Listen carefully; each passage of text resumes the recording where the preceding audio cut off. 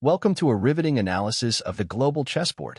Today, we're diving into Trump's economic playbook, his showdown with the Fed, and the high-stakes game in the Middle East involving Iran, Israel, and the U.S. Buckle up.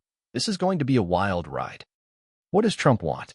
He's pushing the Fed to slash interest rates and pump money into the economy to spur growth. Why? A booming economy means more tax dollars and less pressure from government debt. Think of it like wanting more eggs. You don't kill the chicken, you find ways to get more chickens.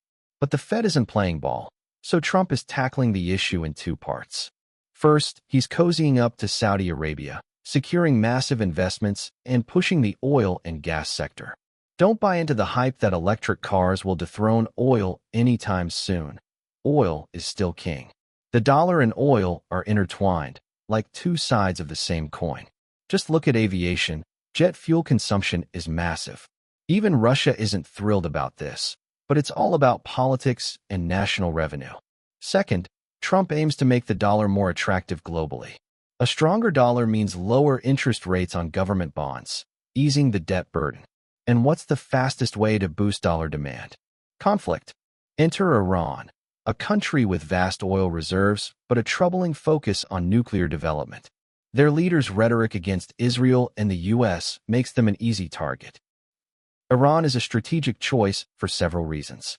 Their nuclear program is a red flag. It's hard to believe it's just for energy when they sit on massive oil reserves. Their leaders' threats to wipe out Israel and challenge the U.S. give ample justification for action. Israel, backed by the U.S., isn't waiting around.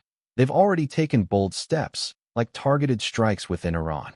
Iran's leadership has also made questionable moves.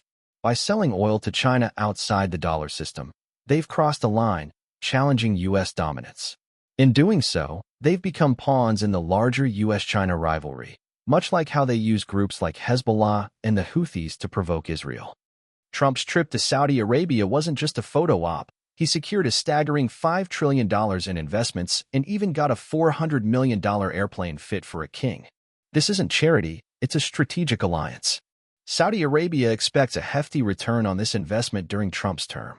The Israel-Iran conflict has already pushed oil prices up 8 to 10%, hitting $70 to $73 per barrel.